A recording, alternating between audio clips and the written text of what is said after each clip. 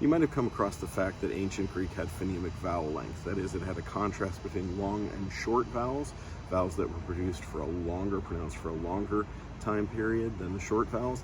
And phonemic, it means that could affect meaning.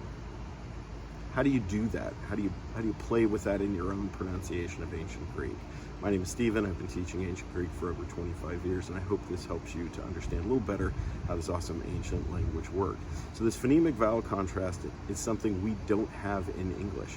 So this is one of the hardest things for us both to hear, but more particularly to produce consistently the way an ancient Greek would have done. But we do have contrasts in vowel length.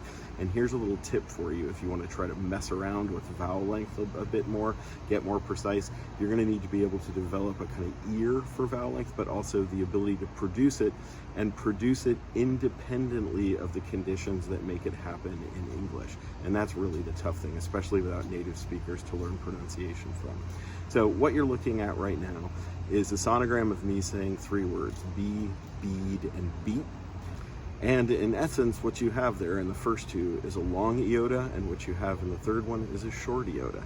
Similarly, in my dialect of North American English, the closest counterpart to a Greek alpha is the vowel in a word like pot. And if you change that T to a D, you get a long alpha. Pod, pot. You get pod versus pot.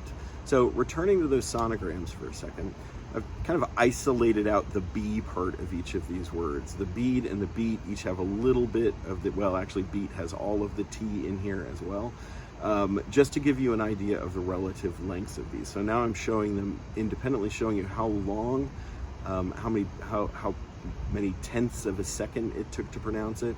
And B takes 0.39 seconds for me to pronounce in a careful way, but not super slow. Bead, about the same, 0.39 seconds, but beat only 0.19 seconds. And so it's about a 2-to-1 ratio. Now that's just kind of luck here, and again, this isn't super carefully dissected. I haven't done an actual sonogram of this thing in order to get down to the milliseconds or anything like that. But that shows you a trick that you can use, and that is that in most modern English dialects, and certainly in North America, pretty much every native English speaker has an automatic lengthening of vowels before consonants that are voiced, like d and b and g. But before unvoiced vowels, like t, bead, beat, we shorten the vowel. So the vowel gets lengthened before the D and shortened before the T, and that produces pretty much the ratio that we're looking for a Greek long vowel, which was 2 beats long, 2 what are called mori in linguistics long, versus a short vowel, which was only 1. So that gives you a way to start isolating vowel length and producing things. Now, we don't have perfect counterparts to all the Greek vowels, like E is for the Greek iota, or that pod, pot, lot, those vowels for me are for a Greek alpha. But nonetheless, this gives you the entry point to messing around with vowel length in your own speech and trying to play with how to insert it in your pronunciation of ancient Greek. Good luck with that. It's really hard to do.